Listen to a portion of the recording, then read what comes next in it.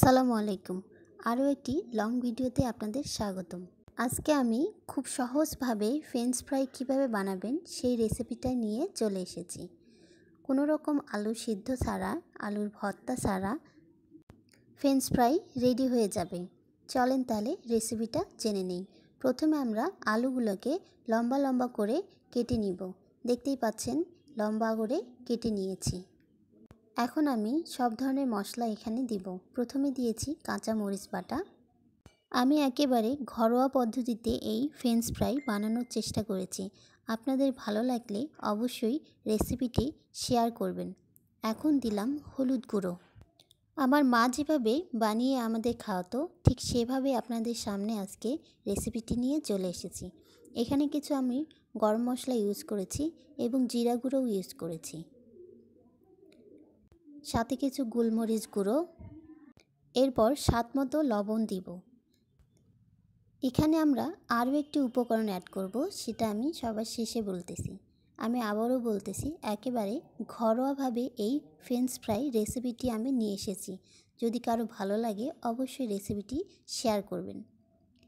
এর মাঝে আমরা এখন মেন যে ইনগ্রিডিয়েন্ট সেটা অ্যাড করব। একটা ডিম ভেঙে দেব। এরপর সবগুলো উপকরণ সুন্দর করে হাত দিয়ে মেখে নিব।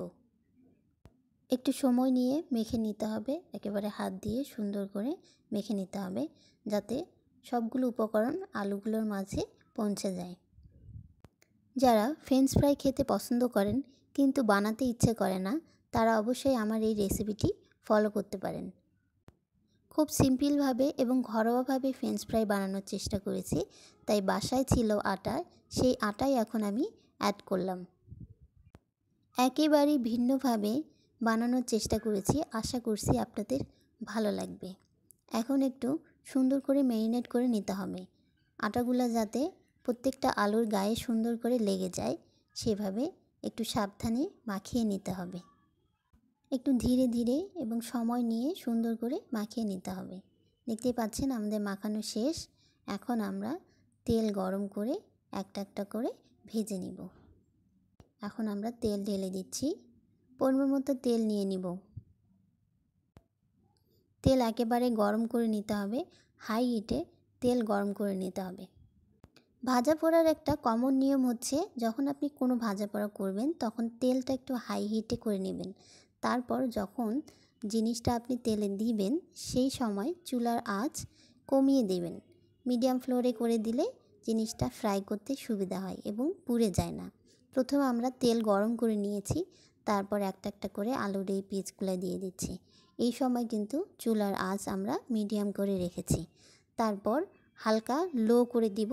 তারপরে এপিট ওপিট লাল লাল করে ভেজে নেব।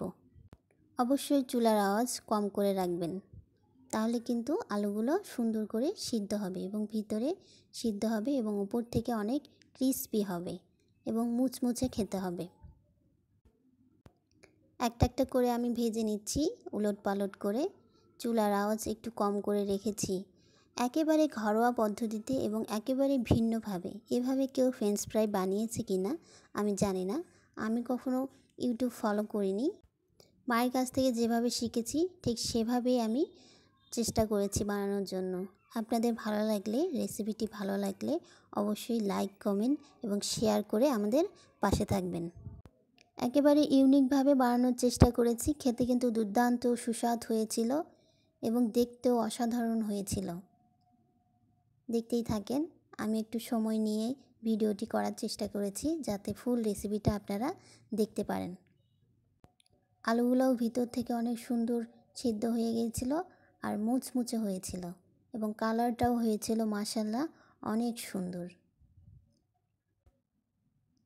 একটু ডুবো তেলে ভাজার চেষ্টা করবেন। আমি একটু তেল কম ইউজ করেছি। এই যে দেখতেই পাচ্ছেন লাল লাল করে ভেজে নিয়েছি। একটু বেশি ভাজা হয়ে গেছে কিন্তু খেতে অসাধারণ হয়েছিল, একেবারে সেই ক্রিস্পি এবং অসাধারণ।